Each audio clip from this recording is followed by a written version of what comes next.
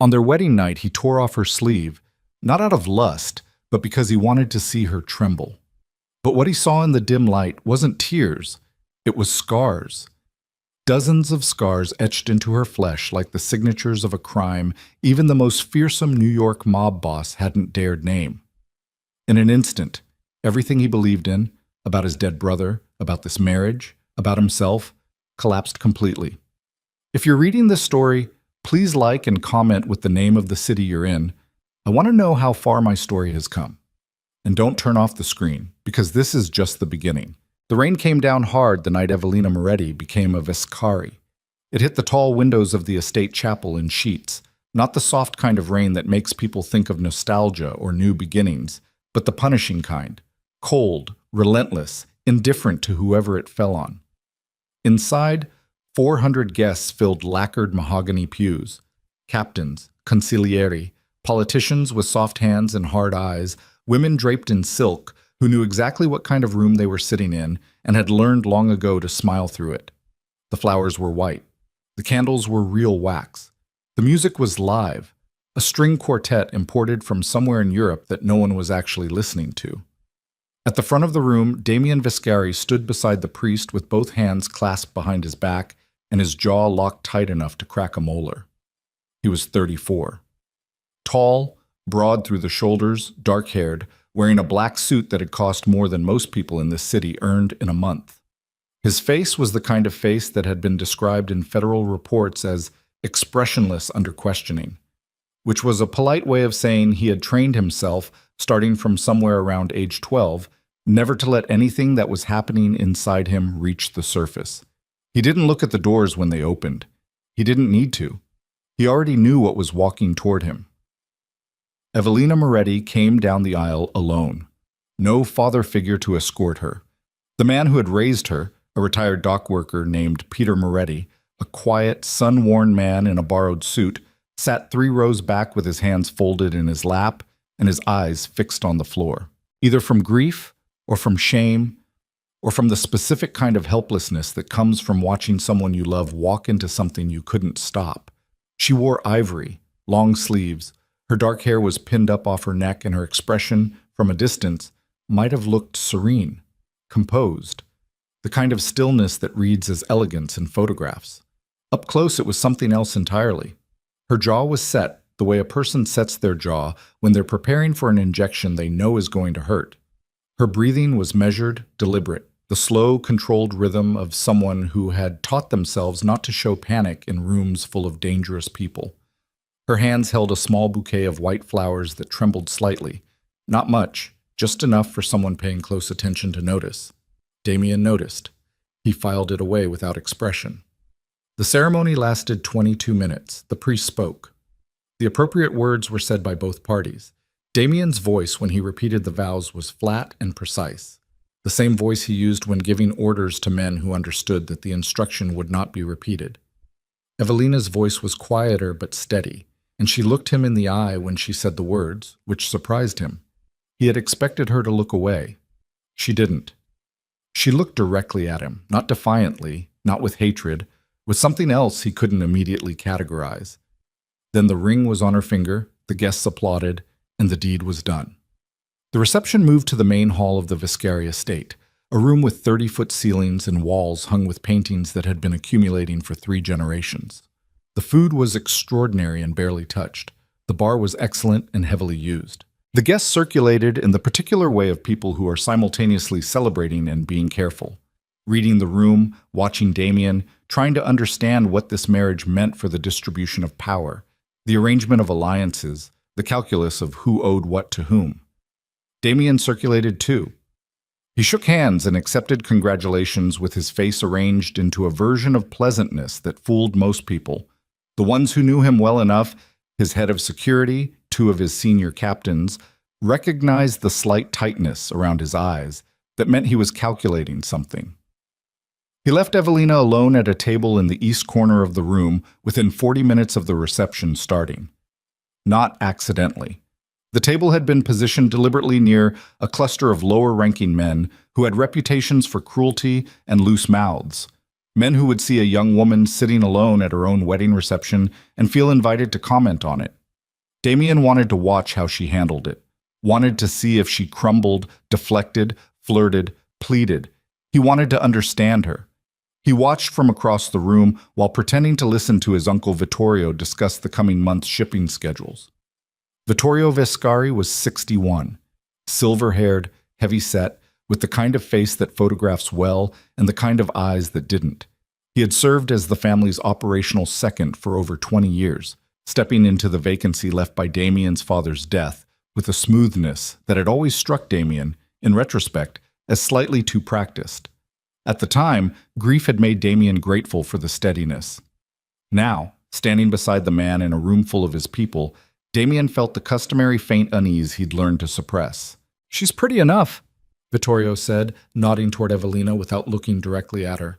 "Quiet. Good quality in a wife." "You're not here to evaluate my wife," Damien said. Vittorio smiled. "Of course not."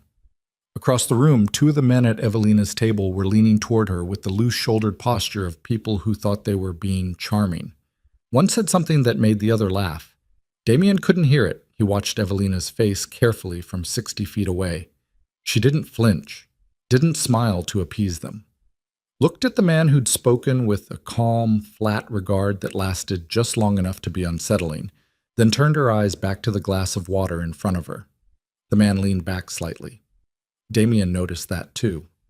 Later in the evening, during the part of the reception where he was required to stand beside Evelina while various captains and their wives offered formal congratulations, he watched her up close. She stood straight, responded to introductions with appropriate minimal courtesy. When one of the wives, a sharp-featured woman named Carla, whose husband ran the docks, made a remark under her breath about the charity bride finally getting her piece, Evelina turned toward her and said very quietly and very clearly, "Excuse me?" in a tone that made Carla look elsewhere immediately. Damien had not expected that either. He leaned toward Evelina's ear. "You do well to make friends in this room." She turned her head slightly without looking at him. "I do better to know who my enemies are first." He had nothing to say to that. 2 hours into the reception, he brought her a glass of champagne she hadn't asked for and set it in front of her without comment. She didn't touch it. He watched her for a moment, the careful way she held her spine, the way her fingers never fully relaxed, the way she tracked the room's movement without appearing to, and felt a flicker of something that was not the contempt he had been cultivating for 3 years. He shut it down immediately. He reminded himself why he had built this. 3 years ago, Luca Vescari had been 26 and brilliant and stupid in the specific way that young men with good hearts are stupid. He trusted the wrong things, felt the wrong loyalties, believed the world was smaller than it was. He had gone dark on Damien for 4 months, stopped answering calls, missed family meetings. When Damien finally sent men to find him, Luca had been living in a rented room in Williamsburg under a false name, conducting what looked from the outside like an obsessive romance with a woman no one could identify. The investigation afterward turned up almost nothing. One item.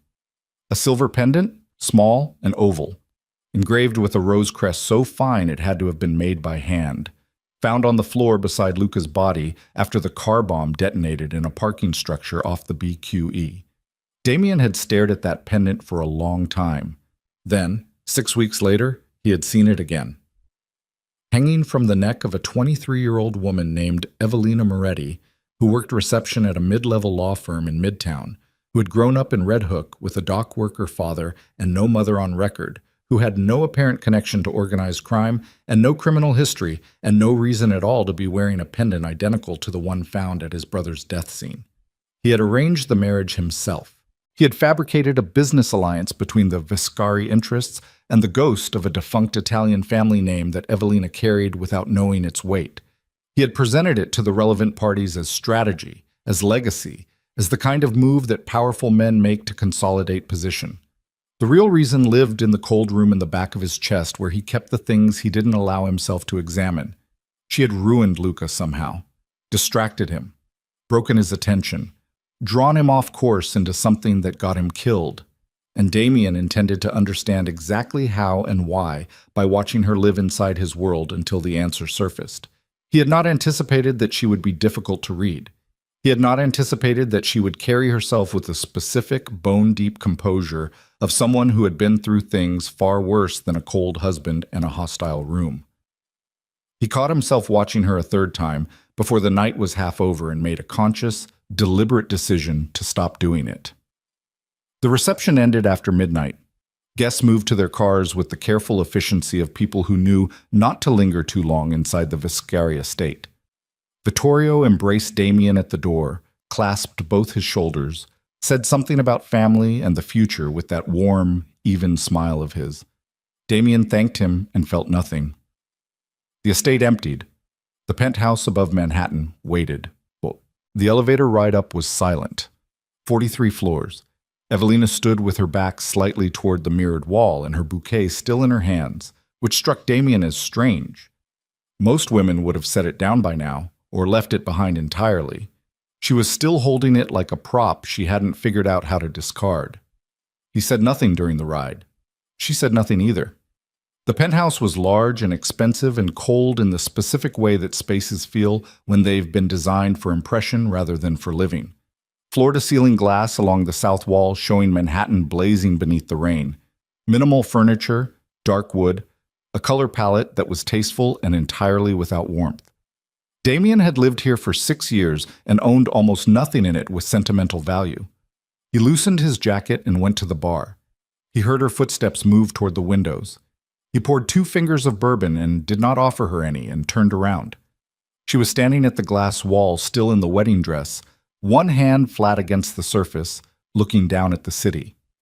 The lights of Manhattan reflected up against the cloud cover, orange and white and restless, the particular insomnia of a city that had never learned to stop. Below them, 43 floors down, traffic moved in the rain. "You can stop pretending now," Damien said. There's no audience left." She didn't turn immediately.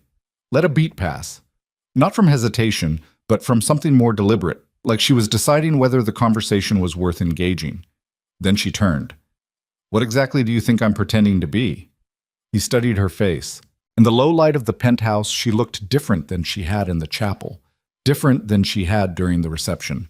The performance of composure had settled into something that was simply how she looked when no one was demanding anything from her. She was still beautiful. It was an inconvenient detail that he had been ignoring for months and would continue to ignore.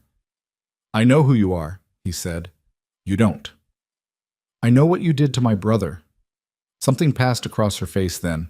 Not guilt, not fear, not defiance. He couldn't name it in the moment. It moved through her expression and was gone before he could hold it still long enough to read. "Luca," she said quietly, almost to herself. The word came out shaped differently than names usually do when people say them. It came out shaped like something painful, something she kept in a particular place. The sound of it hit Damien in the sternum. He crossed the room. He wasn't thinking clearly.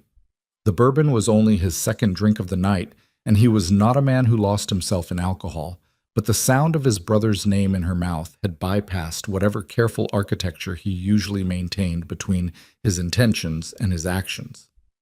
He grabbed her wrist, not violently, but with a force that left no question about his intention, pulling her toward him, and the movement shifted the fabric of her sleeve.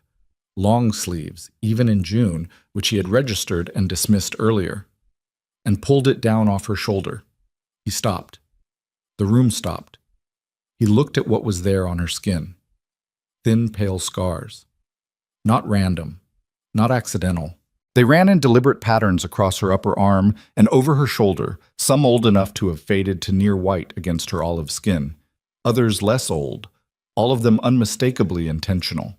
The kind of marks that required proximity and time and deliberate application of something sharp or burning. The kind of marks that don't happen once. His grip on her wrist went slack. She stepped backward and pulled the fabric back over her shoulder in one practiced motion. The speed of it told him she'd done this before. The covering, the concealment.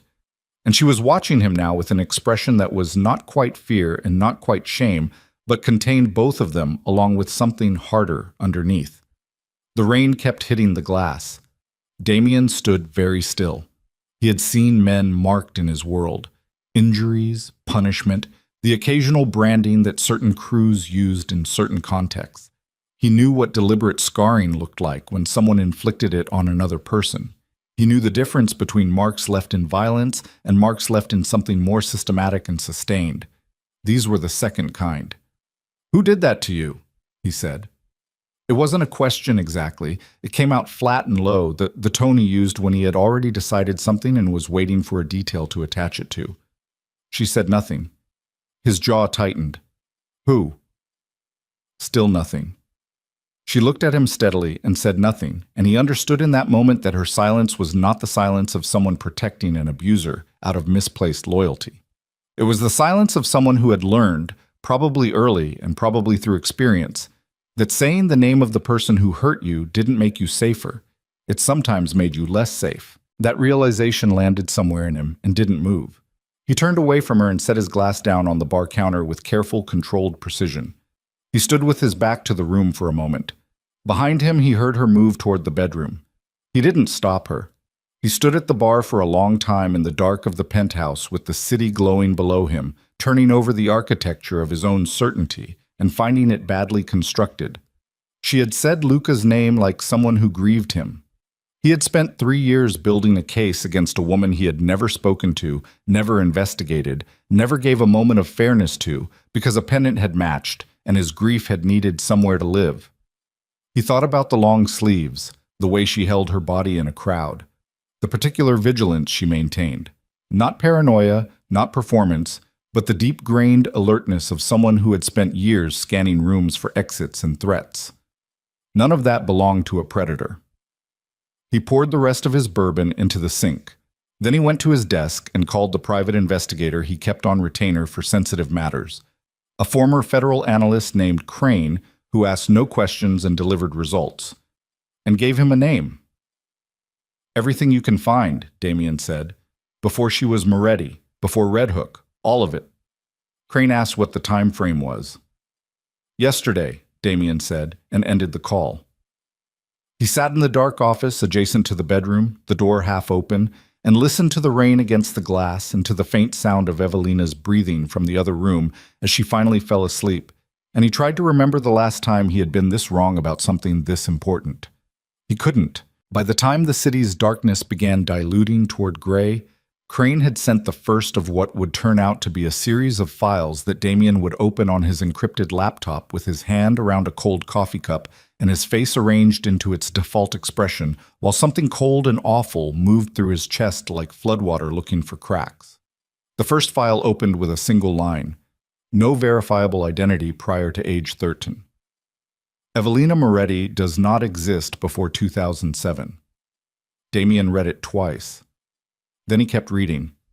And by the time the city was fully light outside the floor-to-ceiling windows of his penthouse, and the rain had finally stopped, and Evelina was still asleep in the bedroom behind the half-open door, he understood for the first time exactly who he had married. And he understood, with a coldness that settled into his bones and didn't lift, exactly what that meant about who had arranged this marriage, and why. He looked at the closed bedroom door for a long moment. Then he looked at his phone. Then at Vittorio's contact name on the screen. He did not call, not yet. Instead, he closed the laptop, stood, and moved silently to the bedroom doorway. He stood there and looked at her. Sleeping on the far edge of the bed, still in part of the dress, curled slightly inward, her shoulder covered. Her face in sleep was younger than it was awake. Whatever vigilance kept her upright and guarded during waking hours had finally let go. And what was underneath it was a person who looked exhausted at a level that didn't come from one bad night. Damien stood in the doorway for a long time. He thought about his brother, 26 years old, in a rented room in Williamsburg, conducting what Damien had interpreted as an obsessive, reckless romance. He thought about what it might look like instead if a young man had found someone in terrible danger and decided, without telling anyone who might stop him, to do something about it. Outside the penthouse windows, Manhattan was waking up gray and wet under clearing clouds, and somewhere in the city the people responsible for the marks on Evelina Moretti's skin were still breathing, still operating, still certain they had arranged things exactly the way they wanted them. They were wrong, but they didn't know that yet. Crane delivered the second file at 7:43 in the morning. Damien was still at his desk. He hadn't slept. The coffee in his cup had gone cold an hour ago, and he hadn't refilled it because moving felt like an interruption he couldn't afford. The laptop screen threw pale light across his face in the gray morning, and he read with the particular stillness of a man absorbing information that is reorganizing something fundamental inside him. The file was 41 pages. It took him 90 minutes to get through it once. Then he went back to the beginning and read it again more slowly, stopping at certain pages, certain photographs, certain names that appeared in documents he recognized, and some he didn't. By the time he heard movement from the bedroom, the quiet, careful sounds of someone waking in an unfamiliar space and taking a moment to remember where they were, he had closed the laptop and was sitting with both hands flat on the desk surface, staring at the middle distance, doing something he almost never permitted himself to do. He was sitting with being wrong. Not wrong the way a man is wrong about a business decision or a tactical calculation. Wrong the way a man is wrong when he has spent 3 years building a monument to his own grief and called it justice. Wrong the way a man is wrong when the story he needed to believe turned out to be a story he invented, piece by carefully selected piece, because the alternative, that his brother died alone trying to do something good and nobody helped him, was a grief too large to hold without something to aim it at. He had aimed it at her. The bedroom door opened. Evelina came out wearing the clothes she'd apparently found in the closet, a plain dark shirt, trousers, nothing of her wedding dress remaining. Her hair was down, her face was clean. She looked like she had washed away the previous night with methodical efficiency, the way someone does who has a lot of practice resetting themselves after difficult events, and has learned not to waste time on the transition. She saw him at the desk and stopped walking. Neither of them spoke for a moment. The morning light was flat and gray through the penthouse windows. Manhattan below was fully awake now, sirens somewhere distant, the constant low frequency of a city in motion. "There's coffee," Damien said. "Kitchen." She looked at him for another second. Assessing something, he could see it in her eyes, the quick calibration of a person deciding how much a given environment has shifted overnight. And then she walked to the kitchen without comment. He heard the sound of her pouring a cup. He heard her stop. Then she came back to the doorway of the kitchen and held her cup and looked at him with an expression he couldn't fully read. "You didn't sleep," she said. "No." "Why not?" It wasn't asked with sympathy. It was asked the way a person asks when they want a factual answer rather than a social one. He looked at her across the room. "I made some calls last night." Her hand tightened slightly on the cup, almost imperceptible. He caught it. "About me," she said. "Yes." She came into the room and sat down in the chair across from his desk, which surprised him. He had expected her to stay near the door, to keep distance, to do what people who feel cornered usually do. Instead, she sat down and held her coffee cup in both hands and looked at him steadily. "What did you find?" she said. "Enough to know that I've been operating on a story that wasn't true." Something shifted in her jaw. Not relief. More complicated than relief. The specific expression of someone who has been waiting for a particular moment for a long time, and now that it's arrived, doesn't feel the way they expected it to feel. "Luca never told you," she said. "No." "He said he would." She looked down at her cup. "He said he was going to come to you, that you were the only one he trusted with it." A pause. "And then he was gone." The room was very quiet. Damien's hands were still flat on the desk surface. He was aware of his own breathing, controlled, deliberate, the long practiced rhythm of a man who had decided years ago that visible emotion was a liability. He felt that discipline getting tested in a way it rarely was. "Tell me what he knew," he said. Her eyes came back up to his. "Not yet." His jaw tightened. "Evelina, you married me to punish me." Her voice was level, not accusatory, not emotional, and just factual, the way someone states a thing they have confirmed and no longer need to argue about. "You spent last night reading a file and now you want information. That's not a conversation. That's an interrogation with better furniture." He held her gaze. She held it back. "What do you want?" he said finally. "I want to know that when I tell you what I know, you don't decide it's easier to make me disappear than to deal with what I'm going to tell you. A beat. That's not a dramatic question. It's a practical one. Damien looked at her for a long time. You're still here, he said. That's your answer. She considered it. Then she nodded once, slowly, like she was filing it away under provisional trust rather than genuine confidence. He understood the distinction. He respected it. Not today, she said. I need to think about how much you're ready to hear. She got up, took her coffee, and went back toward the bedroom. At the doorway, she stopped. The pendant, she said, without turning around. It was Luca's. He gave it to me for safekeeping the last time I saw him. He said if anything happened to him, the crest would explain everything to the right people. A pause. He said you would recognize it. She went into the bedroom and closed the door quietly behind her. Damien sat very still. Then he opened his laptop and called Crane back. Vasem. The next 4 days were a specific kind of warfare that left no visible marks. On the surface, the Viscari penthouse settled into a functional and entirely cold arrangement. Evelina moved through the space with contained efficiency, established her own routines. Early mornings, black coffee, books she had apparently packed in a single bag she'd brought to the wedding as if she'd known better than to ship anything ahead.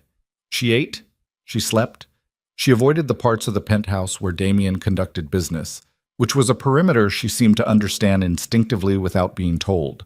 Damien ran his operations during the day, attended to the Empire's ongoing maintenance, fielded calls from captains and lawyers, and the various political figures who needed periodic management.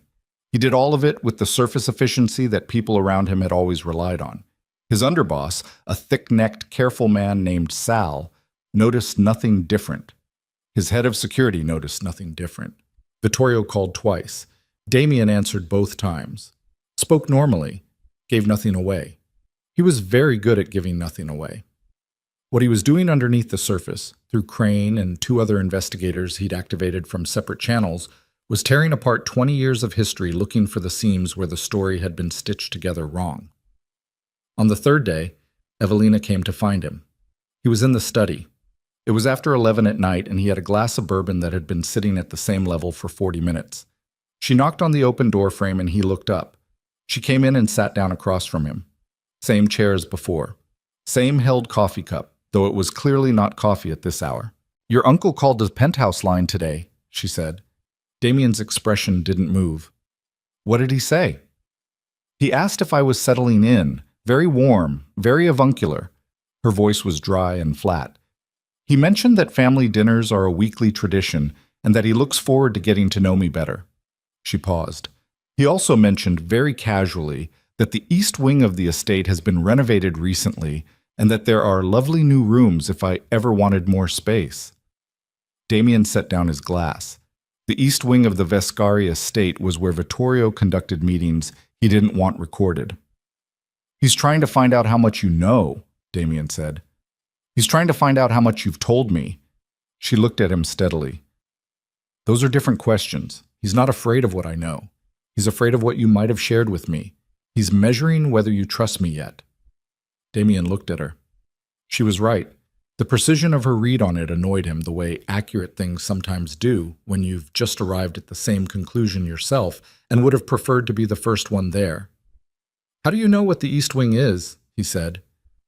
Luca told me things about this family. She met his eyes without apology. He told me a lot of things. The room held the weight of that. Tell me one of them, Damien said. She was quiet for a moment. The lamp on the desk threw light at an angle across her face, and he noticed for the first time the faint line of an old scar along her jaw. Thin, barely visible, the kind that had faded over a long time but never fully disappeared. Your father's death, she said finally. Damien's body went very still. Luca didn't believe it was natural. She held his gaze. He spent 8 months trying to prove it. He found something. Not enough to take anywhere, but enough to change the direction of what he was looking into. A pause. He told me that the man who had access to your father's medication was the same man who first introduced the trafficking operation to the Viscari infrastructure. The silence between them was different now. Heavier. Damien's hands had moved from the desk to his knees, and he was aware of a sensation in his chest that was familiar from a specific category of moments in his life. The kind where the ground under a belief shifts, not violently, but with the slow, irreversible certainty of something geological. Vittorio introduced that operation, Damien said. Not a question. Vittorio built it. Her voice was careful and measured, like she was aware of the exact weight she was placing on each word. Luca found the original contracts, 3 offshore entities, all connecting back to a holding structure that Vittorio had maintained since before you were running the family. Your father found out. She stopped. And, Damien said, Luca believed your father was going to dismantle it, that he'd told Vittorio it was done, that he wasn't going to protect it anymore. She looked at her hands. He died 6 weeks later.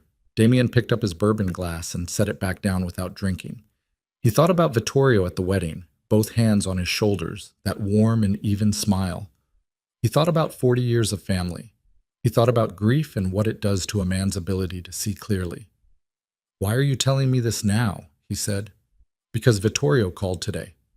She looked back up at him. And because I've been in this penthouse for 3 days, watching you conduct a private investigation you haven't told anyone about, and I think you already know most of what I just said, and I think you're deciding what to do about it, and I think the decision you make in the next week is going to determine whether we both survive this. The bluntness of it landed in the room like something dropped from a height. Damien looked at her for a long moment. You're not afraid of me, he said. I've been afraid of worse. She said it simply, without drama, the statement of a fact rather than a display of bravery. Afraid of you would be redundant at this point. He almost said something then, something that would have been honest and therefore dangerous. He caught it before it reached his mouth and replaced it with, Get some sleep. She stood. You too. She walked out. He sat in the study until 3 a.m. and did not sleep. Crane came in person on the 5th day. He was a compact, forgettable-looking man in his early 50s, the kind of face that surveillance footage never quite captured clearly. He sat across from Damien in the penthouse study with a physical folder, not digital, never digital for this category of material, and placed it on the desk with the particular care of someone handling something that had already cost them several nights of discomfort. The girl, Crane said. Elena DeLuca. Damien looked at him. The trafficking operation your uncle built in the 90s, there were federal raids in 2003 and 2004 that took down the surface layer. Public record, if you know what to search. 8 convictions. The deeper structure went underground. Crane opened the folder to a page of photographs. Among the missing children from that network, 22 confirmed cases, another 14 unconfirmed. There was a daughter, Judge Thomas DeLuca, murdered in his home in 2001, his wife the same night, his daughter taken from the scene. He tapped the photograph. Age 4. Damien looked at the photograph of a small, dark-haired child. Official status, Crane said, was presumed dead. Remains never recovered. Case went cold after the federal raids, assumed to be connected. No further investigation of the child's whereabouts because the assumption was she hadn't survived. She survived, Damien said. Someone got her out. Crane turned to another page. We believe it was a mid-level member of the network who had a crisis of conscience. We're still tracing the chain of custody on this, but the trail goes through 3 different foster situations over approximately 8 years before a man named Peter Moretti filed papers as legal guardian in 2007. He paused. Moretti was a former merchant marine with no criminal record, no connection to the network that we can establish. He appears to have been approached specifically because he was the kind of man who would say yes and then disappear into a quiet life in Red Hook and not ask questions. She was given a new identity. Complete rebuild, birth certificate, school records, the works. Good quality work it held for 19 years. Crane closed the folder. It held until someone started looking. Damien looked up. Crane met his eyes. Someone accessed the identity records 8 months ago, Crane said. Before the marriage was arranged, someone went looking and found the seams. A pause. The access was traced to a shell company in Delaware that roots back 3 layers deep, but it roots to a Vescari holding entity. The room was very quiet. Which entity? Damien said. Crane named it. It was one of Vittorio's. Damien stood up from his chair. He walked to the window. He stood looking out at Manhattan with his hands at his sides and his jaw tight and his breathing carefully controlled while the full architecture of it assembled itself in his head with the slow, awful clarity of something that had always been true but had needed this particular arrangement of facts to become visible. Vittorio had found her. Vittorio had found Elena De Luca, the surviving daughter of a judge his operation had murdered 20 years ago, living under a rebuilt identity in Red Hook. And rather than deal with her quietly, which would have been the obvious and the expected move, he had done something more elegant, more cruel. He had pointed Damien at her, had fed him the pendant, the connection, the narrative of Luca's obsession and destruction, knowing exactly what Damien would do with it, knowing that a grieving man looking for a target would arrange his own perfect trap, would bring her willingly inside the Viscari walls, under Damien's roof, under Damien's control, in a situation where her disappearance would be explained and her removal would be manageable and no one would ask questions.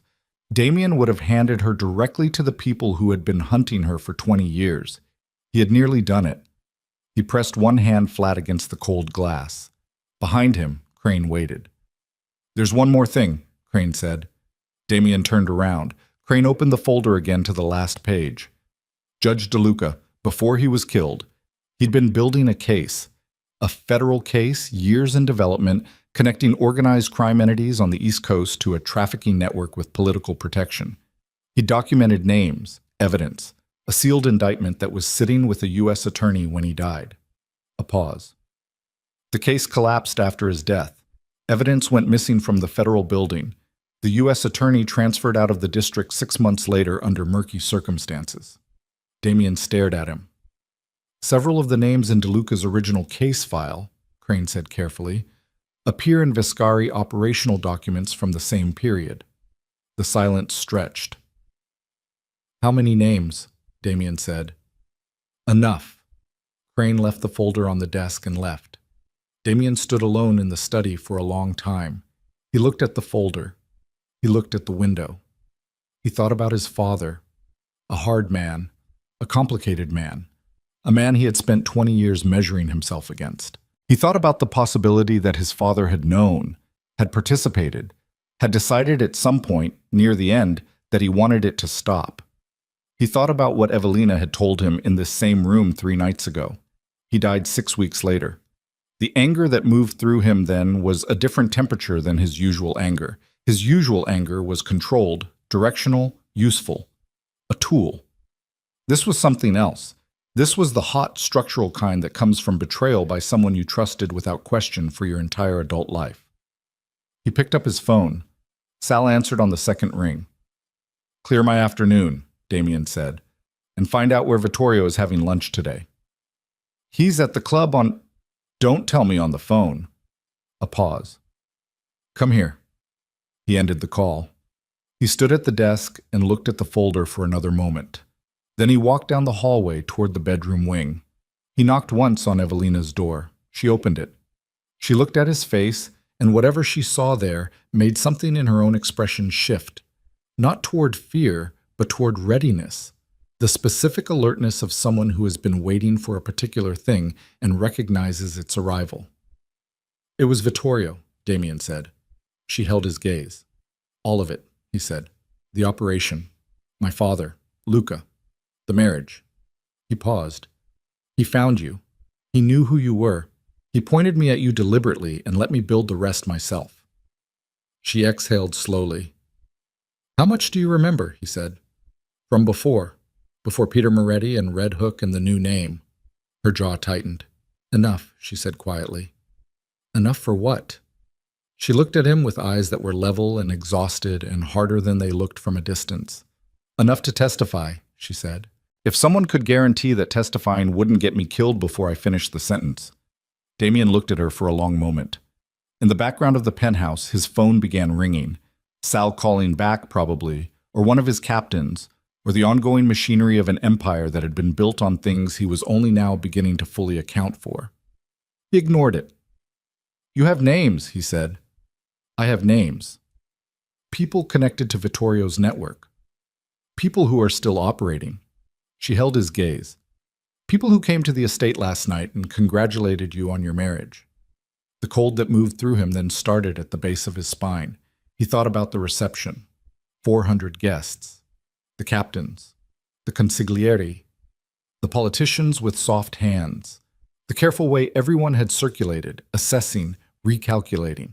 The specific, terrible warmth of Vittorio's embrace at the door. How many of them were there last night? Damien said. She told him a number. He turned away from her doorway and walked back toward the study, and behind him the phone was still ringing, and somewhere in the city Vittorio Vescari was sitting down to lunch at his usual table, at his usual club, and somewhere in the sealed-off architecture of a federal case that had been buried for 20 years, the dead man's evidence was still waiting, and Damien Vescari understood now with the full weight of it that he had been standing in the middle of his enemy's plan since the moment he saw a silver pendant and decided it meant something simple. He picked up his phone. Not to answer Sal. To dial a number he had never dialed before, a number Crane had included in the file under a header that read, Federal Contact, use only when prepared to commit. He looked at the number for he stared at the number for 11 seconds. He knew because the clock on the laptop read 2:14 when he picked up the phone and 2:14 when he set it back down, and in those 11 seconds he ran the entire calculation. What calling that number would cost, what it would set in motion, whether a man who had spent his adult life on one side of a particular line could cross it and still recognize himself on the other side. He set the phone down without dialing, not from fear, from something more careful than fear. A federal contact was a door that only opened in one direction. Once you walked through it, you couldn't walk back, and Damien was not yet ready to burn everything down when he still didn't have the full picture. He needed more. He needed the names Evelina carried in her memory.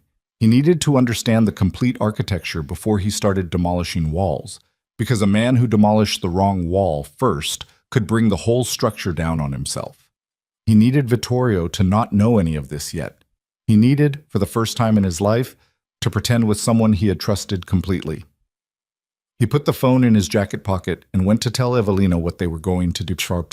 She listened without interrupting. That was something he had noticed about her in the days since the wedding.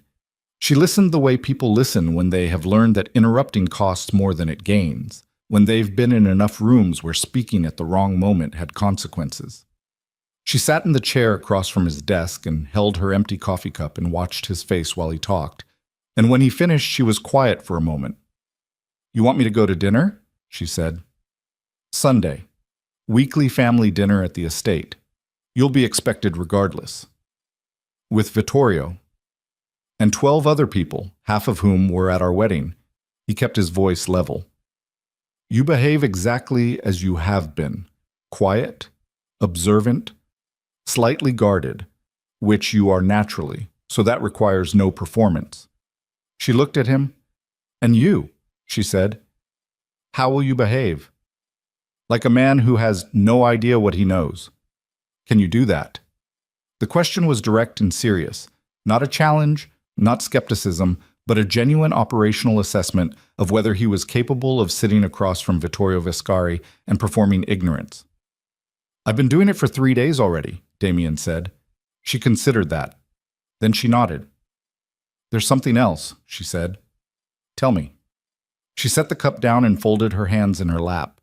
Outside the penthouse windows, the afternoon had gone gray and flat, the city moving below them in its usual indifferent rhythm. I told you I remembered enough to testify, she said. That's true, but there's a specific thing I remember. Something I've never told anyone, not Luca, not Peter Moretti, not the social workers who processed me in 2007, because I was 4 years old when it happened, and I spent years not being sure if it was real or if it was something my mind constructed afterward. She paused. I'm sure now. Damien waited. The night my parents were killed, she said carefully, there was a man in the house, before the others came. A man who came alone first, who I think was there to make sure something was arranged before the rest of it happened. She looked at her hands. I was under the bed in my room. I heard voices. My father's voice and another voice. Someone my father knew, someone he was not afraid of right up until the moment he should have been. She stopped. You heard the voice, Damien said. I heard the voice. She looked up. I heard it again for the first time since I was 4 years old at our wedding reception. She held his gaze. It took me 2 days to be certain. I've been certain since yesterday morning. The room was absolutely still. Damien's throat was tight. Who? He said. She told him. The name was not Vittorio. Sal arrived at the penthouse 40 minutes later, and Damien met him in the front room alone.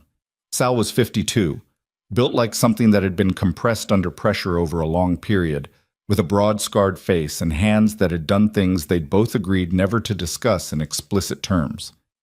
He had worked for the Viscari family for 30 years, for Damien specifically for 12 of them, and he was the closest thing Damien had to someone he trusted without caveat. He looked at Damien's face when he walked in and said nothing for a moment. Bad, Sal said. Sit down. Sal sat. Damien told him what he needed him to know. Not everything, not the federal contact, not the full depth of what Crane had found, but enough. He watched Sal's face during it. Sal was not an expressive man by nature, but there was a particular quality to his stillness that Damien had learned to read, and what he read during the telling was something he'd seen only a few times in 12 years. It was the stillness of a man recalibrating everything. When Damien finished, Sal sat for a long moment. Vittorio, Sal said. Vittorio. Another pause. How long? Longer than either of us has been in this room. Damien met his eyes. The operation predates my father's death, possibly connects to it. Sal's jaw moved. He was processing it. Damien watched him work through the implications, all the conversations, all the meetings, all the years of proximity to a man who had been running something beneath the floor of everything they thought they were building. What do you need from me? Sal said. I need you to behave exactly as normal through Sunday. I need Vittorio to have no indication that anything has changed, and I need you to very quietly confirm something for me. Damien gave him the second name, the one Evelina had heard at the wedding reception, the voice from her parents' house when she was 4 years old. Find out if that person had contact with Vittorio in the 8 months before the marriage was arranged. Sal looked at the name Damien had written on a piece of paper. He looked up. You're certain, Sal said. She's certain. Sal folded the paper into his breast pocket. He stood. At the door he stopped. Damien. He turned back. Your father. Do you want me to... Not yet, Damien said. One thing at a time. Sal left. Damien stood alone in the front room for a moment in the silence and thought about his father, a man he had believed he understood completely, a man whose death he had grieved with the specific intensity of someone who had never resolved a complicated relationship before it ended. He thought about the possibility that his father had tried to stop it, the possibility that stopping it had cost him his life. He thought about what it meant to grieve a man twice. Sunday came with cold, clear air and the particular quality of late autumn light that makes New York look like a city in a painting rather than a city anyone actually lives in. The Viscari estate sat behind its gates in the way it always did. Formal, excessive, impressive in the particular way of things built to display wealth, rather than to accommodate human beings. Cars in the drive, staff moving through the entrance, the smell of good food coming from somewhere inside. Damien and Evelina arrived together. In the car she had been silent for most of the drive. At one point, passing over the bridge, she had looked out the window with her hands folded in her lap and said quietly, He's going to watch me tonight. Let him, Damien said. He's going to try to determine how much I know. I know. He'll be subtle about it. So will you. She had turned from the window and looked at him then, and there was something in the look that was different from how she had looked at him in the early days of their arrangement. Less assessment, less calculation. Something that had a different quality to it. He had not examined it closely because examining it closely would have required him to acknowledge it, and acknowledging it would have changed the temperature of what he needed to maintain tonight. He held the car door for her when they arrived. It was a small gesture and entirely unlike him, and she noticed it, and he saw her notice it, and neither of them said anything. Inside, the family gathered in the east sitting room before dinner as they always did. 12 people arranged in the choreography of family, kisses on cheeks, the refilling of glasses, the low-grade performance of affection between people who were also constantly measuring each other. 3 of Damien's captains and their wives. 2 cousins. A family lawyer named Ferrante, who had been attached to the Viscari orbit for so long, he had become indistinguishable from actual family. And Vittorio. He came toward them within 2 minutes of their arrival, arms open, that warm gravity of a man who moved through rooms as if they'd been assembled for him specifically. He embraced Damien first, then turned to Evelina with both hands extended. "My dear," he said, "you look wonderful. Marriage agrees with you already." Evelina took his hands and let him kiss her cheek. "Thank you, Vittorio," she said.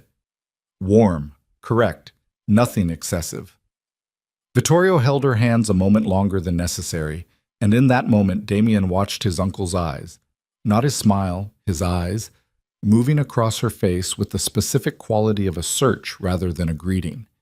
Evelina gave him nothing. Her face was composed, pleasant, appropriately familial, and behind it absolutely nothing was visible. Damien found himself briefly and genuinely impressed by it. Vittorio released her hands and turned back to Damien with that same even smile. "You seem tired," Vittorio said.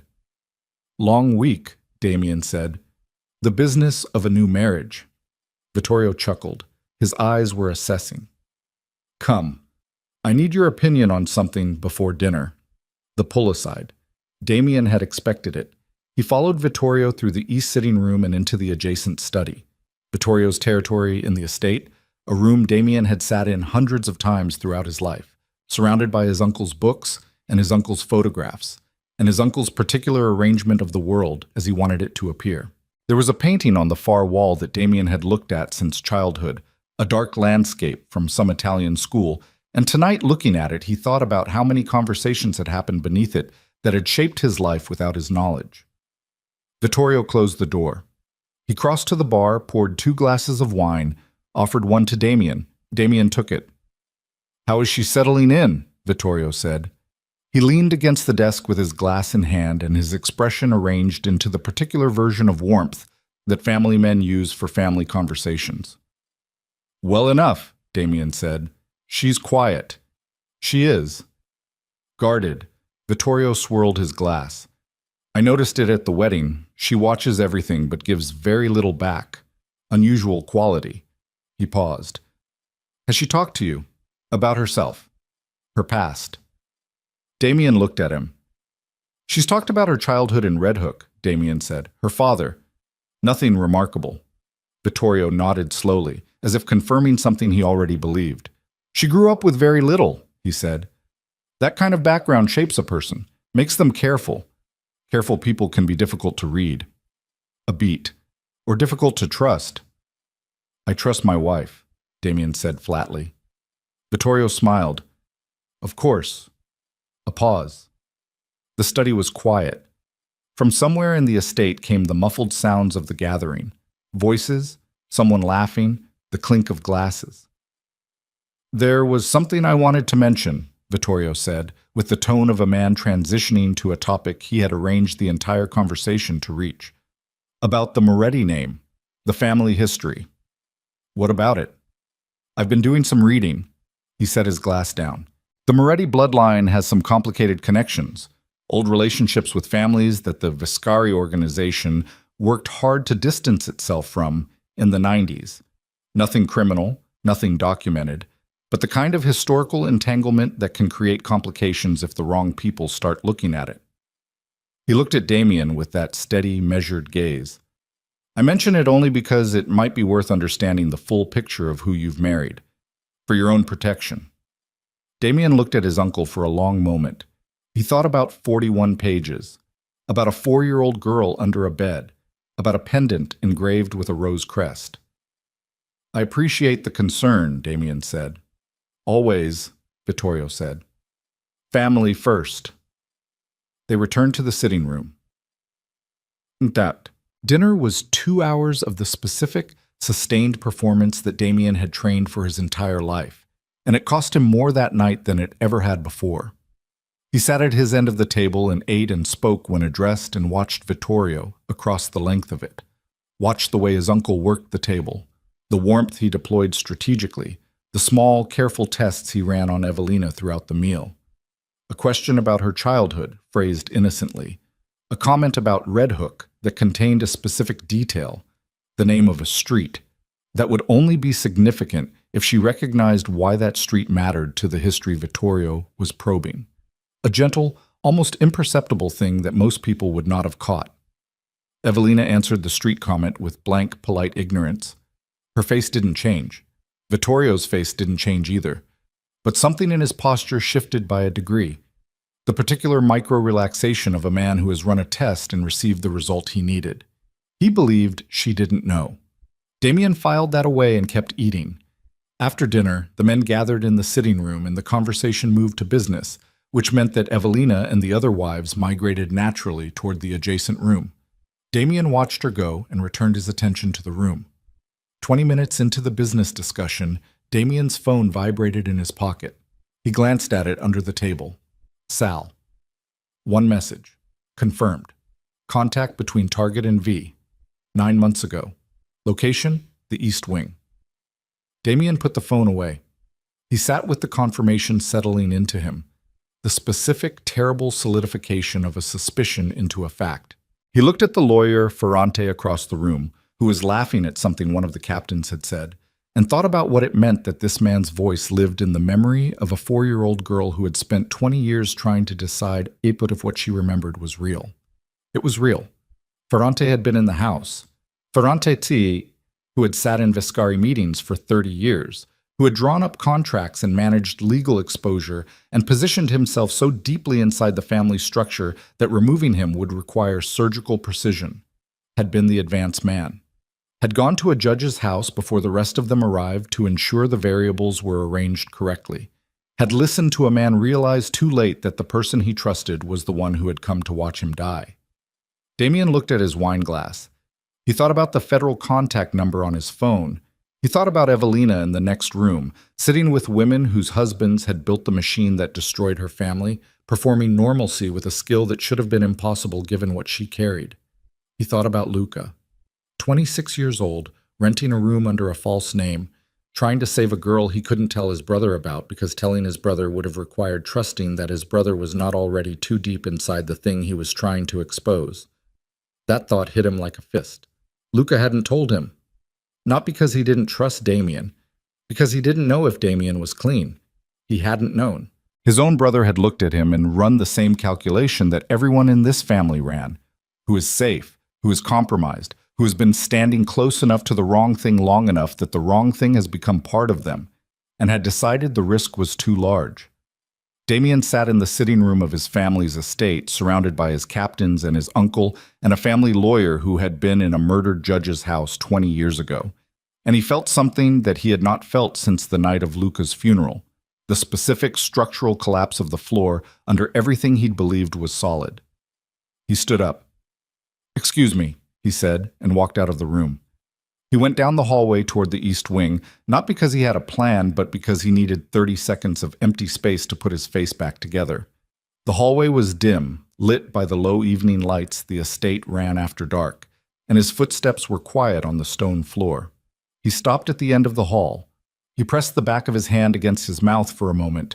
Then he heard voices from behind the closed door of the East Wing meeting room. Not conversation-level voices. Quieter than that. The specific near whisper of people who believe they are not being overheard. He stood very still. He moved closer to the door. Vittorio's voice. And Ferrante's. And a third voice he placed after 2 seconds. One of his captains. A man named Gennaro, who had been with the family since before Damien took over. He couldn't hear every word. Enough. "She knows more than she's saying. I saw it in her eyes at dinner." Vittorio's voice. Talking about Evelina. "Then we move sooner." Ferrante. Damien doesn't need to know until after. We've handled larger complications." A pause. "The same way as last time?" "However is cleanest." Damien stood in the hallway with his back flat against the wall and his heart doing something it had never done before. Not racing, not pounding, but beating with a cold, deliberate rhythm that felt like a countdown. They were talking about Evelina. However is cleanest, the same casual, administrative language that powerful men use when they are discussing the removal of a problem. The specific detachment of people who have done this before and will do it again and have arranged their internal architecture so that the word cleanest refers to logistics rather than to a human being. He moved away from the door before they could hear him. He walked back down the hallway with his face arranged into its default expression and his hands loose at his sides and everything that was happening inside him locked down so far beneath the surface that anyone watching him would have seen only a man returning from a brief absence. He went back into the sitting room. He sat down. He picked up his wine. He looked across the room at the doorway to the adjacent parlor where he could hear the women's voices, and he thought, she has 2 days at most, maybe less if Vittorio is further along than the conversation suggested. He thought about the federal contact number. He thought about what calling it would cost. He thought about what not calling it would cost.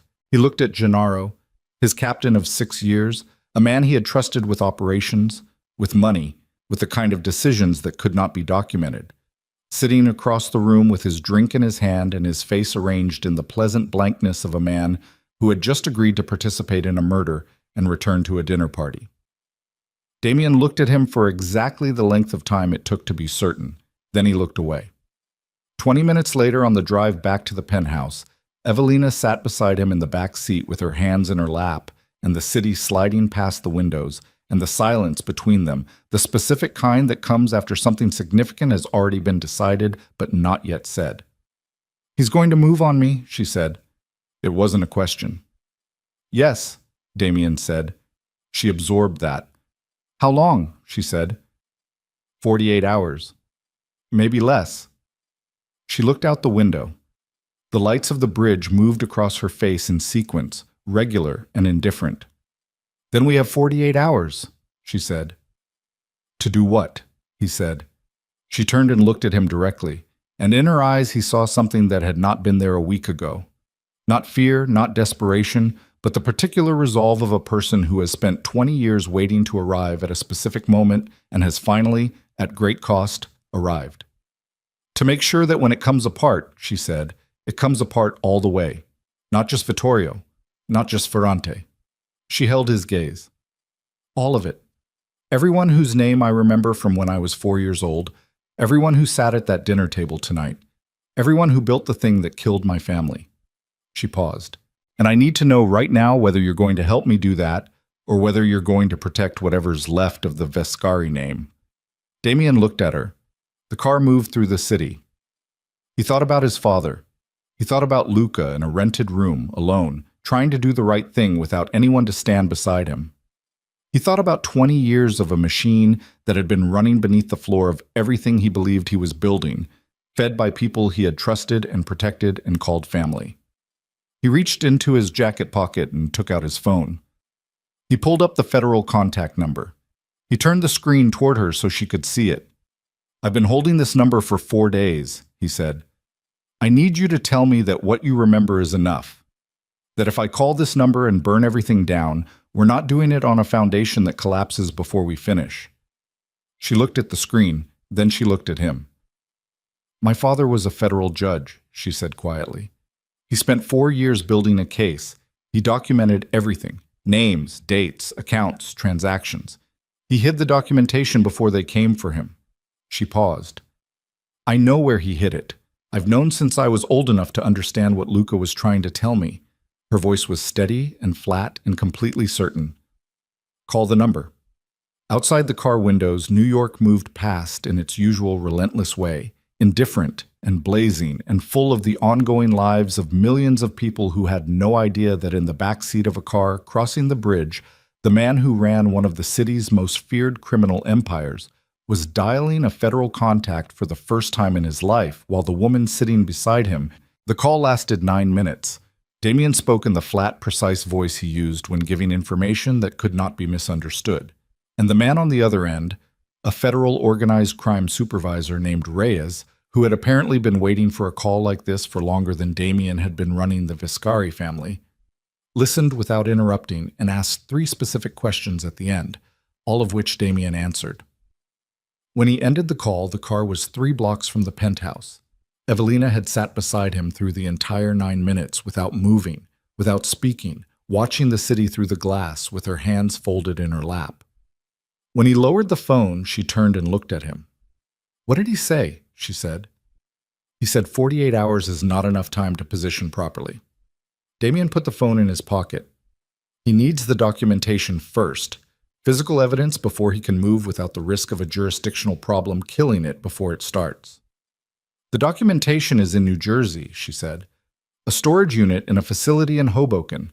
My father used the facility under a company name, a shell he built specifically for the case file. I have the key." She paused. "I've had it for 11 years. Luca found the reference in the materials he recovered and traced it back to me." She looked at her hands. "He made me memorize the address the last time I saw him." The car stopped in front of the penthouse building. Neither of them moved immediately. "If Vittorio is moving in 48 hours, Damien said, he has people watching this building already." "Probably since yesterday," she said. "Then going to Hoboken tonight is a problem." "Not going to Hoboken is a larger problem." He looked at her in the dark of the back seat. The city light came through the glass at angles, and her face in it was very still and very focused. The face of someone who had been preparing for exactly this decision for a long time and had already made it. He opened the car door. "Give me an hour," he said. The hour was the longest of the night and possibly of the year. Damien went upstairs and made 4 calls. To Sal, to Crane, to a driver he trusted whose name was not in any Viscari operational document, and to a woman named Marta who ran a courier network out of a dry cleaning shop in Astoria and owed Damien a favor she had been carrying for 3 years. He spoke to each of them briefly, in terms specific enough to be actionable and vague enough that none of them held anything dangerous if the wrong person was listening. While he made the calls, Evelina packed. Not much. A bag smaller than the one she'd brought to the wedding, a change of clothes, a phone, the key on a plain chain around her neck that she'd been wearing under her clothing since she was 15 years old. She moved through the penthouse bedroom with the practiced efficiency of someone who had packed under pressure before, who understood the difference between what you needed and what you wanted and had long ago learned to leave the second category behind. She came out of the bedroom while Damien was finishing the last call and stood in the hallway and waited. He ended the call. He looked at her. She was wearing dark clothing, her hair pulled back, no jewelry except the chain. She looked like she had stripped away everything that wasn't essential, and what remained was a person who was smaller than her wedding day version and considerably more dangerous. "Sal will intercept anyone watching the building on the north side," Damien said. "The driver is in the parking structure below. We go down through the service elevator, not the main bank." She nodded. "If we get separated at any point—" "We won't," she said. "If we do, we won't." Her voice was flat and certain. "I didn't survive 20 years to get separated from the only person who knows the full plan 3 blocks from my apartment." He held her gaze for a moment. "Let's go," he said. The service elevator was slow and smelled of cleaning chemicals and the kind of institutional fluorescent light that makes everyone look slightly ill. They stood side by side in it and neither spoke. Damien was aware of the space between them, 6 inches less, and of the warmth coming off her in the cold of the elevator, and of his own heartbeat, which was running faster than he preferred. The parking structure was 3 levels below ground. The driver, a compact, careful man named Orrin, who had been driving for Damien for 4 years and had the particular quality of never asking questions and never appearing curious, had a gray sedan positioned near the service exit with the engine running. They got in. Damien sat up front, Evelina in the back. "Hoboken," Damien said, straight shot. "If anyone is on us, don't lose them before the bridge. Lose them after. I don't want them to know the direction until we're already through."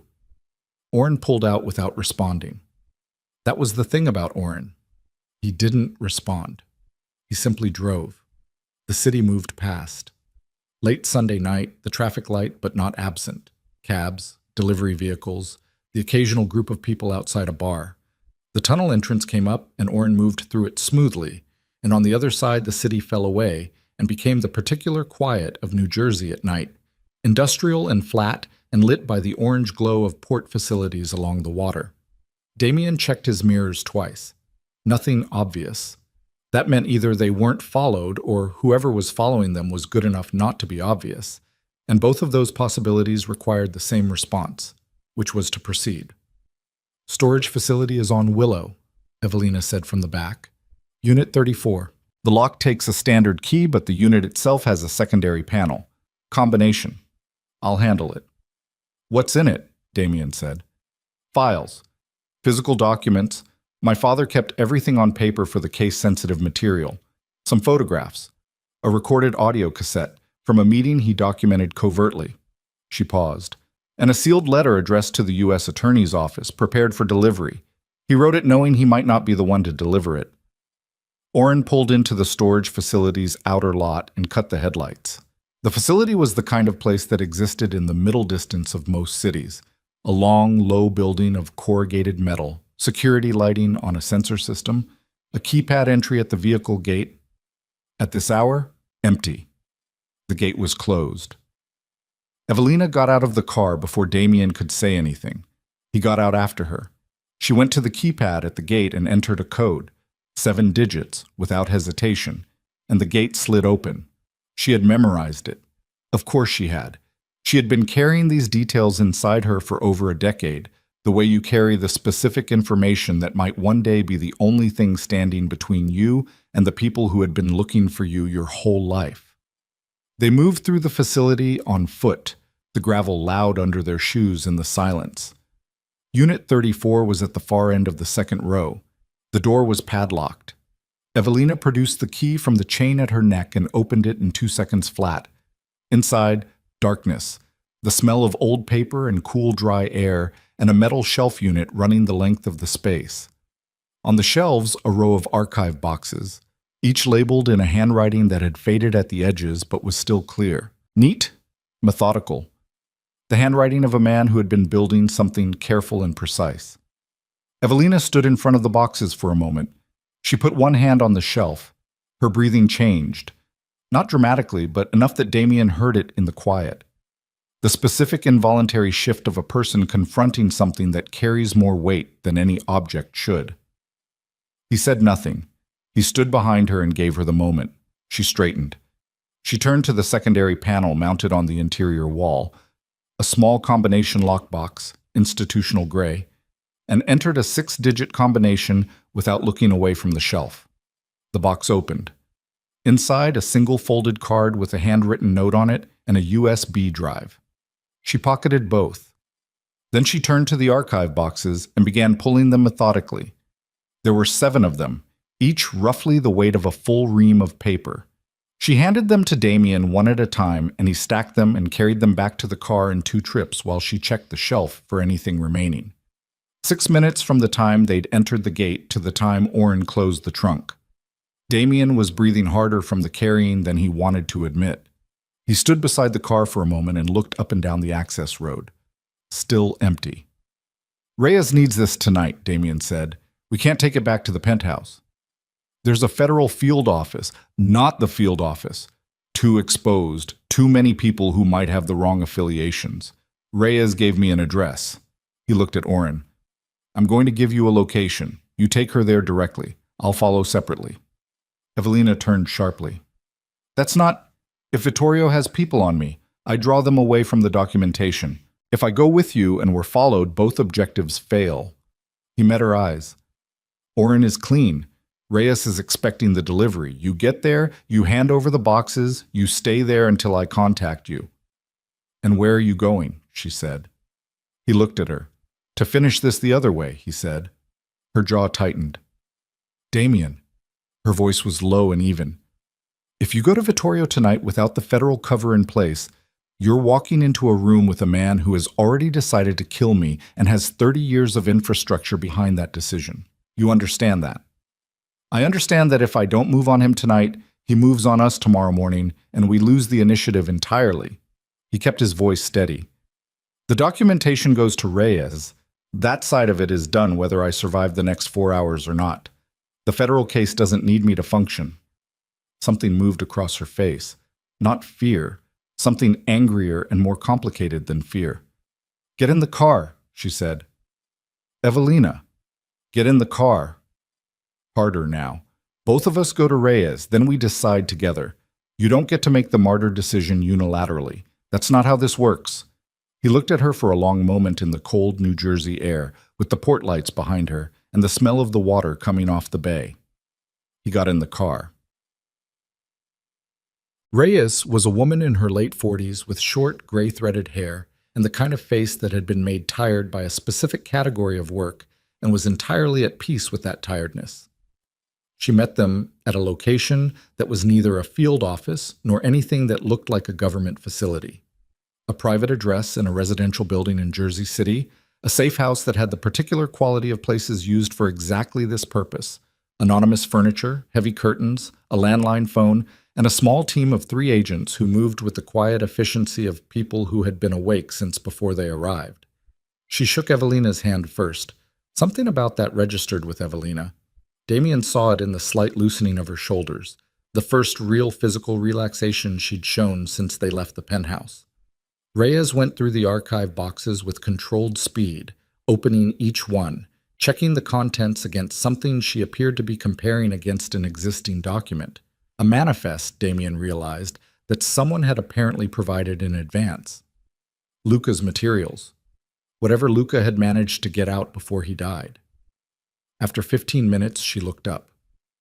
"This is enough," she said, simply. "This is more than enough." She looked at Damien. "The 48-hour timeline is a problem," she said. "My office can move, but there are jurisdictional notifications that require—" "He's moving on her tomorrow morning," Damien said. "The timeline isn't mine." Reyes looked at Evelina. Evelina met her gaze. "Vittorio Vescari had a conversation tonight that I believe was about authorizing my removal. My husband heard part of it." She paused. "There is also a second individual, a family lawyer named Ferrante, who I can place at the scene of my parents' murder when I was 4 years old. He is currently a flight risk if he becomes aware that any of this has been activated." Reyes absorbed this. She turned back to her team and issued 3 short instructions in a tone that left no room for questions. Then she came back to Damien. "We need you out of circulation tonight," she said. "Both of you. Here."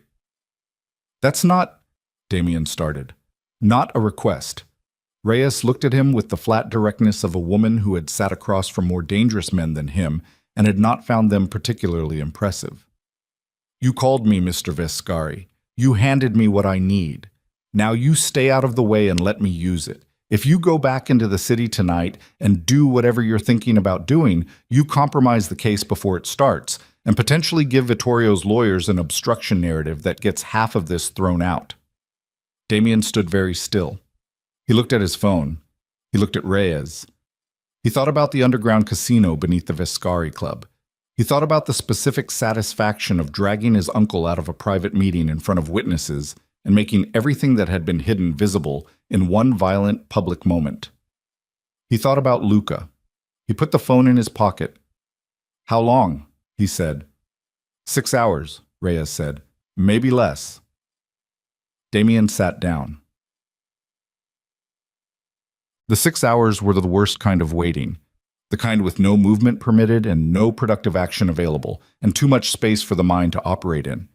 He sat in a chair in the safe house living room while Reyes and her team worked in the adjacent room, voices low, the occasional sound of a call being made or a document being processed. Evelina sat across from him, back straight, hands in her lap, and they existed in the specific proximity of 2 people who had been through the last week together and had no more performance left in them. At some point, 2 in the morning, maybe 2:30, she said quietly, "Your father tried to stop it." He looked at her. Luca believed it, based on what he found. She met his eyes. "He said your father had started moving money out of the relevant accounts, that he'd told Vittorio the operation was finished, that whatever he'd allowed or ignored over the years, he'd made a decision at the end." Damien looked at the wall. "That's not exoneration," he said. "No," she agreed. "It's not. It's just something." "Yes." The word sat in the room between them, and neither of them tried to do anything more with it. At 3:15, Damien's phone vibrated. Sal. He answered immediately. Sal's voice was tight in a way Damien had heard only a handful of times. Vittorio moved the timeline up. He's not waiting until morning. A pause, the specific pause of a man delivering information he knows is going to land badly. He sent 4 men to the penthouse 40 minutes ago. When they found it empty, he called Gennaro. Damien stood up. Where is he now? The estate. He's been calling you. You haven't been answering. I know. Damien, Sal's voice dropped. He's also made a call to someone outside the organization. I couldn't get the full content, but the name came up. A pause. Peter Moretti. The cold came back, again. The specific flooding cold that Damien had felt in the penthouse study reading Crane's file, now more acute, more immediate. Peter Moretti, the dock worker in Red Hook, the man who had hidden Elena DeLuca for 11 years and kept her alive and called her his daughter and asked nothing in return. Vittorio had found him. Of course he had. If Evelina was beyond reach, Vittorio would apply pressure through the only person she had left. Damien turned toward the adjacent room. Reyes. She appeared in the doorway. One look at his face, and she was already moving. Peter Moretti, Damien said. Red Hook. He's the man who raised her. Vittorio just put a target on him.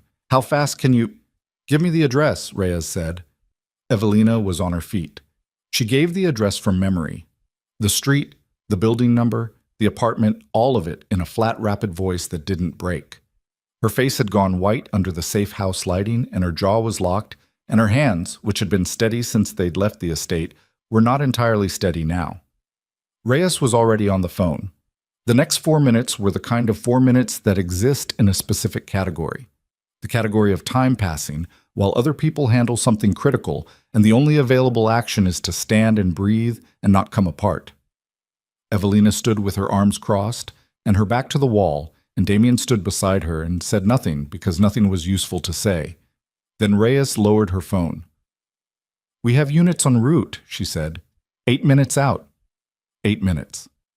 Either enough or not enough. Evelina said nothing. She pressed the back of her hand against her mouth for 1 second, the first crack in the composure, brief and immediately controlled. And then her hand came down, and her face went still again. Damien looked at her. He thought about telling her something reassuring. He decided against it because she was not a person who wanted to be reassured. She was a person who wanted accurate information delivered without softening, and the accurate information was that 8 minutes was 8 minutes, and it would either be enough or it wouldn't, and there was nothing either of them could do about it from this room. Instead, he said, Peter Moretti is the reason you survived. She looked at him. Whatever happens tonight, he said, that's already true. Nobody changes that. Her jaw tightened. Her eyes didn't change. I know that, she said, but something in the way she said it told him that hearing it from someone else in this room at this hour had done something, small and specific and not nothing. Reyes's phone rang. She answered, listened, looked at Evelina. He's safe, she said. Units reached him. He's secure. Evelina exhaled. One breath, long and slow, and then her spine straightened back to its full height, and the composure resettled into place like armor clicked back into position. She looked at Damien. Now, she said. He understood the word. Reyes turned to her team. The pace in the adjacent room shifted into something higher and more deliberate. Calls being made, positions being coordinated, the machinery of federal response accelerating toward the point of action. Dawn was 3 hours away. The warrants Reyes had been building since Damien's call were apparently closer to actionable than she had let on. Damien stood in the center of the safe house living room and understood that the next phase of this was not his to execute, that the part he was built for, the direct confrontation, the physical assertion of consequence, was being handled by a different kind of institution with a different kind of authority, and that his role from this moment was to stay out of the way and let the mechanism he had set in motion do the work he had fed it. He understood this. He did not find it easy. At 4:40 in the morning, Reyes received confirmation that warrants had been signed by a federal judge and that coordinated teams were in position at 6 locations simultaneously, including the Vescari estate. At 4:53, she received confirmation that Vittorio Viscari had been taken into custody at the estate without incident, which meant he'd had no warning, which meant the containment had been clean. At 4:58, Ferrante was taken from his apartment on the Upper East Side. Gennaro at 5:12, from a car outside a bar in Astoria. Each confirmation came through Reyes's phone in the same flat procedural tone of an institution doing what it was designed to do, and each one landed in the safe house living room like something being set down after being carried a very long way. Damien sat with his elbows on his knees and listened to each one. Evelina stood at the window with her arms crossed, looking out at the gray pre-dawn light over the Hudson. At 5:30, Reyes came to stand in the doorway between the two rooms. "There's a problem," she said. Both of them turned. "Vittorio agreed to come in without incident," Reyes said. "He's been cooperative since the moment of arrest. Almost too cooperative." She paused. "He's been asking for a deal since the car ride over. He says he has information the government will want." Damien looked at her. "He says the trafficking operation is not dismantled." Reyes kept her voice level. "He says the structure that operated in the 90s and that your brother discovered rebuilding. It never stopped. He says there is a current operation, active, with a procurement network that has been running for the last 7 years under new management." A pause. "And he says the person running it now is not anyone we currently have in custody." The room was absolutely still. "Who?" Damien said. Reyes looked at him with the specific expression of a person about to deliver information that will require the recipient to revise something fundamental. "He says it's someone you've trusted completely," she said. "Someone who has been inside your operations for over a decade. Someone who, until tonight, you had no reason to doubt." Damien's whole body went very still. He ran the names. The short list of people who fit that description. The people who had access, who had proximity, who had been close enough to know everything and had never been suspected because their position made suspicion feel disloyal. Reyes said the name, and Damien looked up, and across the room Evelina turned from the window, and the name hung in the air of the safe house in the gray early morning light above the Hudson like something that had been waiting in a particular location for a very long time, patient and terrible, for someone to finally say it out loud. And the door to the safe house opened behind them both because no one had been watching it, because they'd believed they were secure. And the man whose name had just been spoken stepped through it with a gun already raised in his face. The name was Sal. Damien heard it come out of Rhea's mouth and felt it land somewhere below the level of thought, not in his mind, but in his body, in the specific place where a person registers the collapse of something they had built their weight on. 12 years, 30 years for the family before that. The man he had called first when his brother died. The man he had told everything to, piece by piece, over 4 careful days of thinking he was building a perimeter of trust. He had been building a wire. The door opened and Sal came through it, and the gun was already up, and Damien moved before the thought completed itself. Not toward cover, not toward distance, but forward and sideways. The instinct of a man who had grown up in rooms where hesitation was the most expensive option available. He hit Sal's gun arm at the wrist with his left forearm, and the shot went into the ceiling, and the sound of it in the enclosed space of the safe house was enormous, a physical thing. And then they were grappling in the narrow entryway with Sal's considerable weight against him and the gun somewhere between them. Behind him he heard Reyes shouting and the sound of her team moving. Sal was 52 and built like compressed stone, and he had 30 years of violence behind him that didn't show in his face. He drove Damien backward into the wall hard enough to crack the plaster and got his gun hand partially free, and Damien caught his wrist again and twisted with everything he had, and the gun hit the floor and skittered.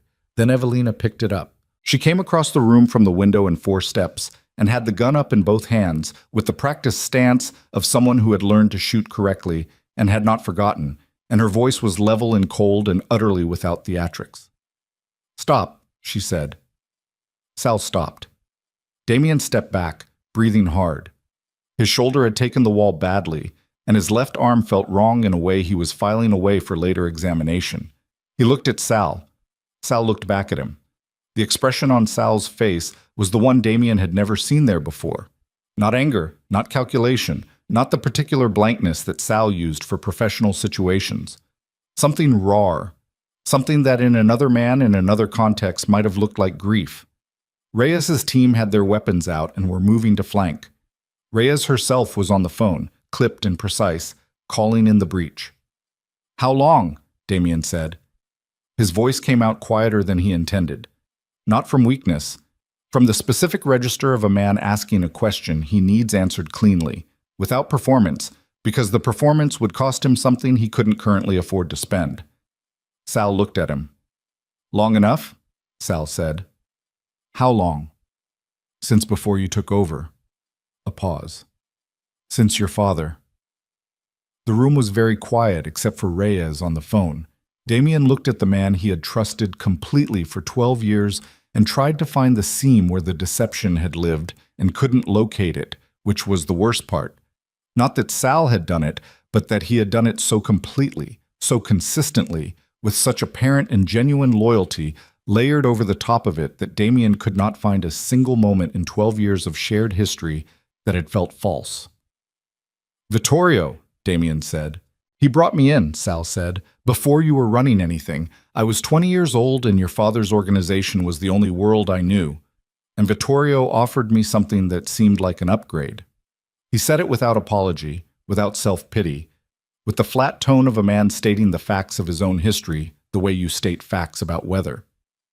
By the time I understood the full picture of what I was inside, I was too far in to walk out. "You could have told me." "When?" Sal looked at him with something that was almost anger. "When you were 17 and I was driving you to your brother's school? When you were 23 and I was standing beside you at your father's burial? When would have been the right moment to tell you that the man who helped raise you had been working against you since before you knew what working meant?" Damien said nothing. "I kept you alive," Sal said. His voice had something in it now that was harder to categorize. 17 times in 12 years, Vittorio suggested, dealing with problems in ways that would have included you. 17 times I found a different solution. He paused. "That's not exoneration.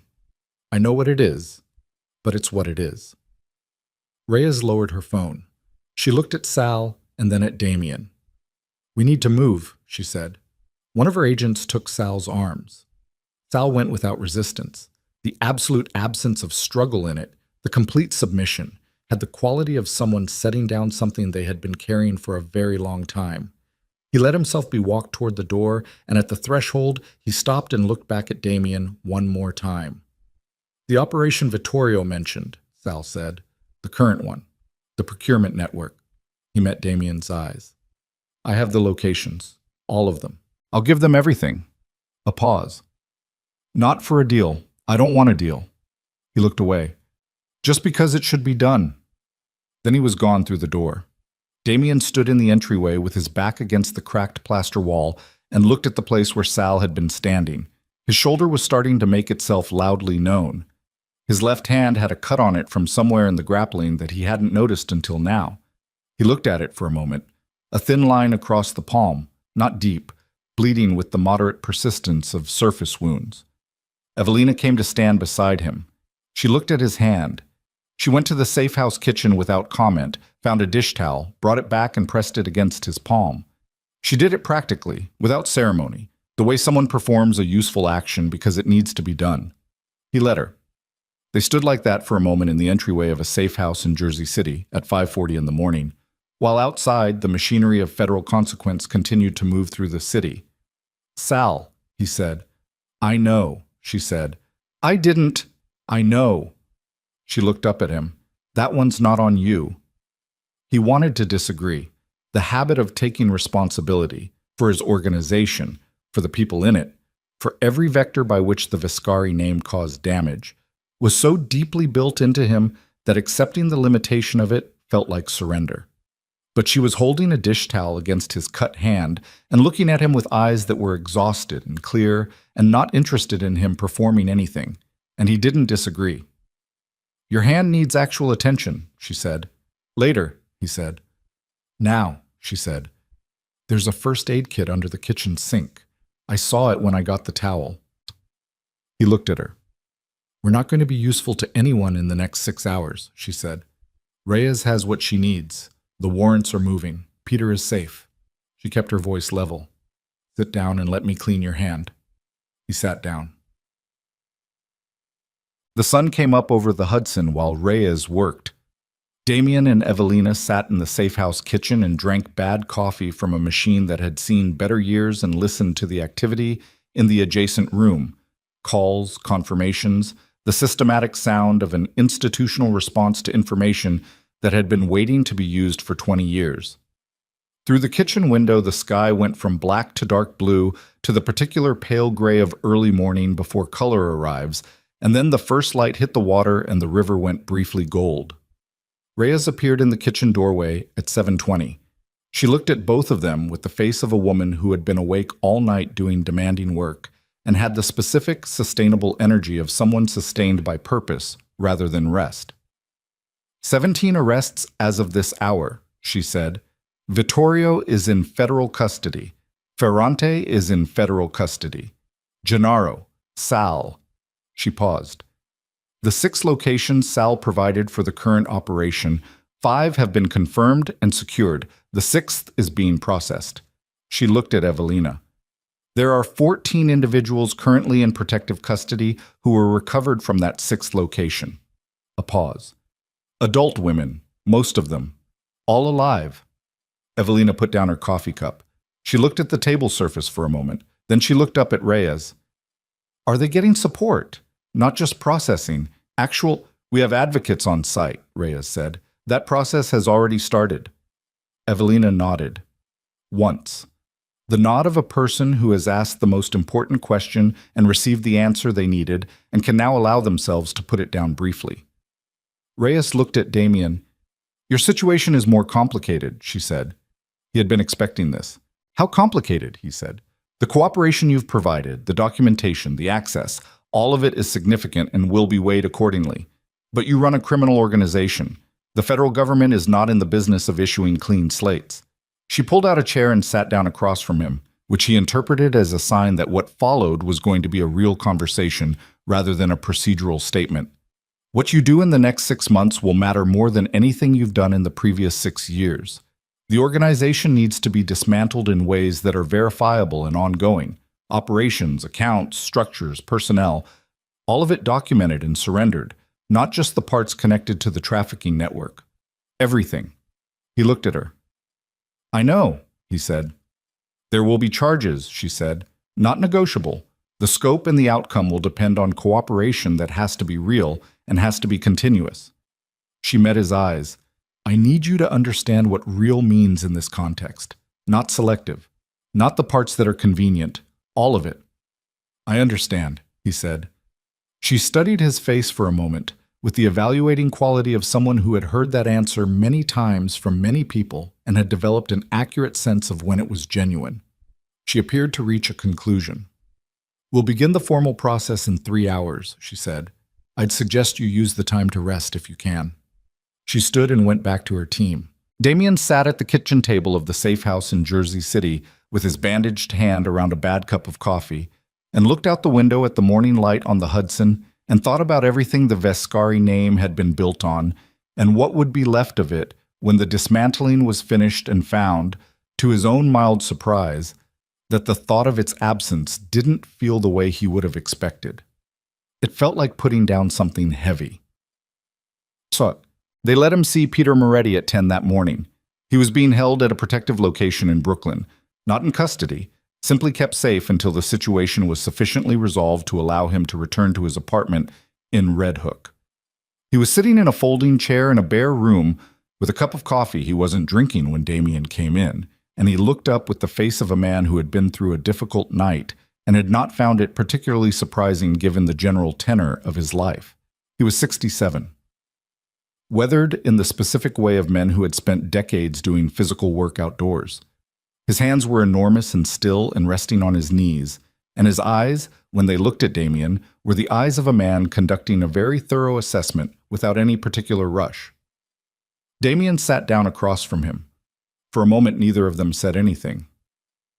She's safe, Damien said. Peter Moretti looked at him for a long moment. I know, he said. They told me. A pause.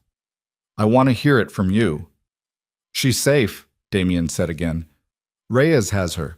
Nobody is going to touch her.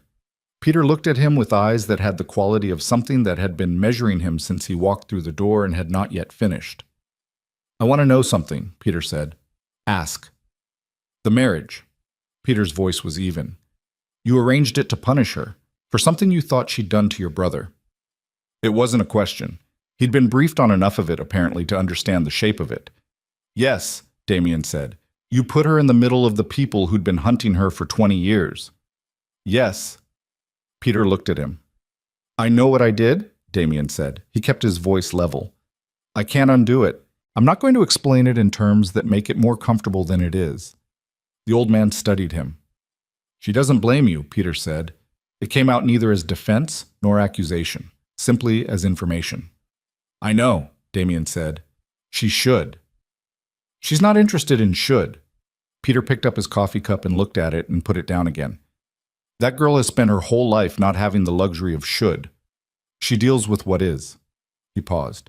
She gets that from neither of her parents. It came from somewhere she built herself. Damien said nothing. I'm going to ask you a question, Peter said, and I want you to think about it before you answer it. Take whatever time you need. Damien waited. What are you going to do now? Peter said. Not with the case, not with the organization, with her.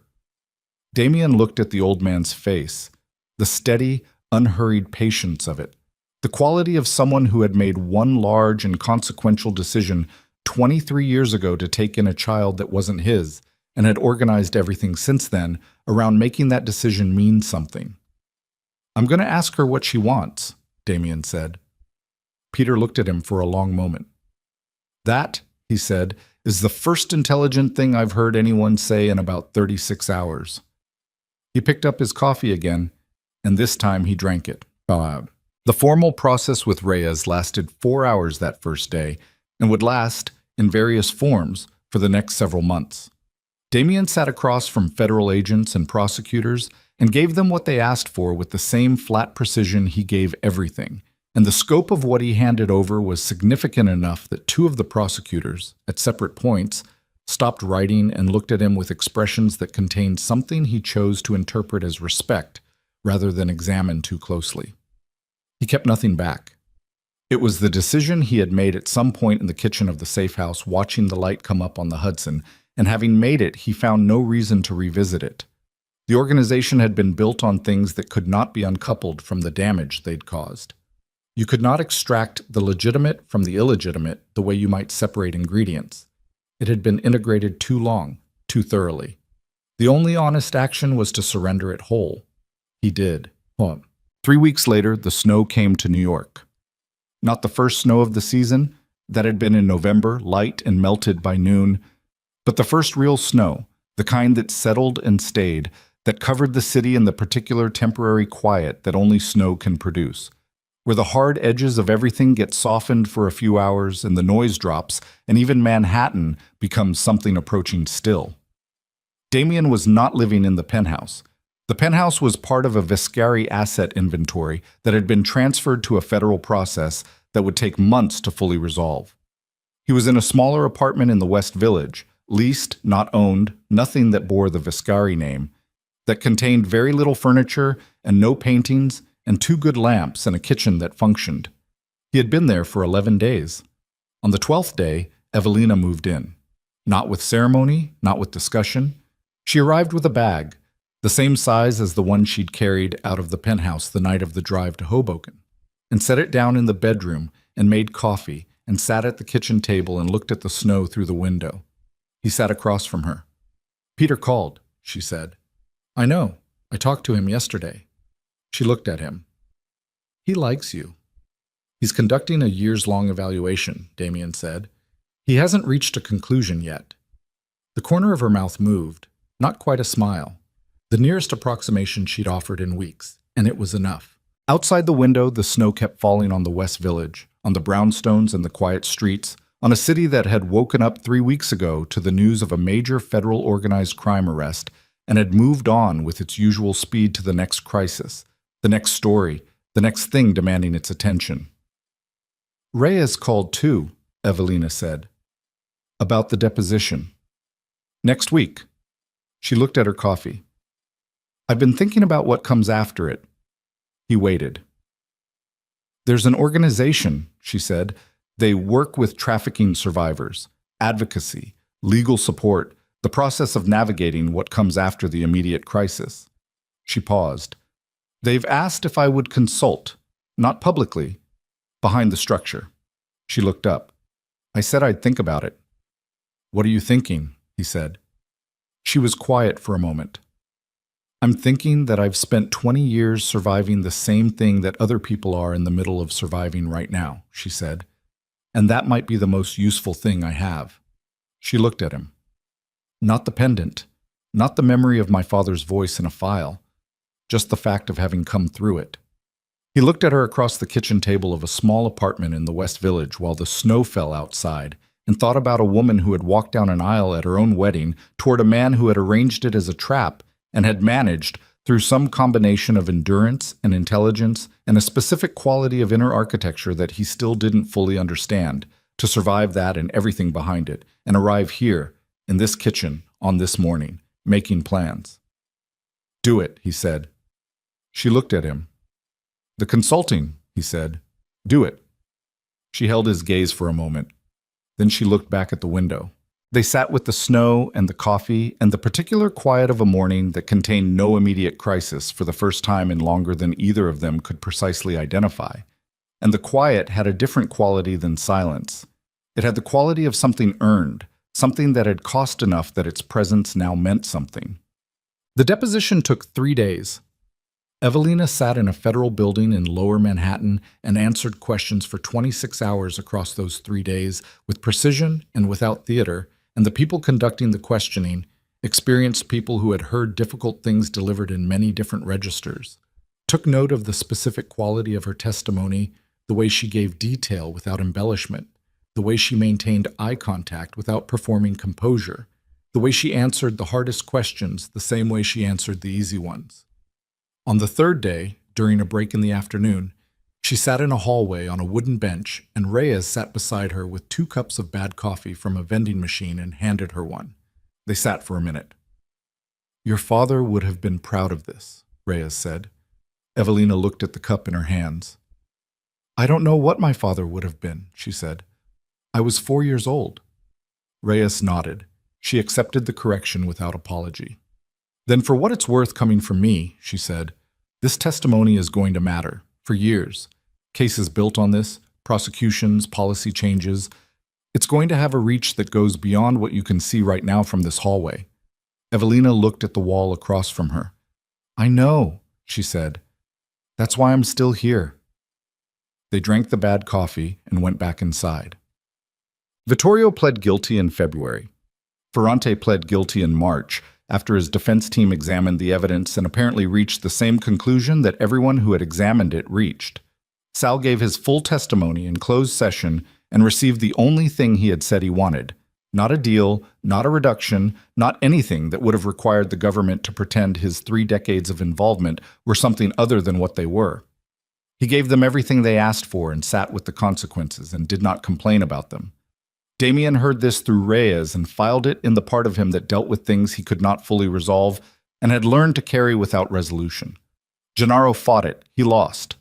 The active trafficking operation, the current one that Sal had provided the locations for, was dismantled across 11 months of continued federal work that extended beyond the Vescari network into adjacent organizations, other families, political connections, individuals in positions of public trust whose names appeared in the evidence and generated, when their cases finally became public, the specific kind of outrage that lasts through several news cycles before being replaced by the next thing.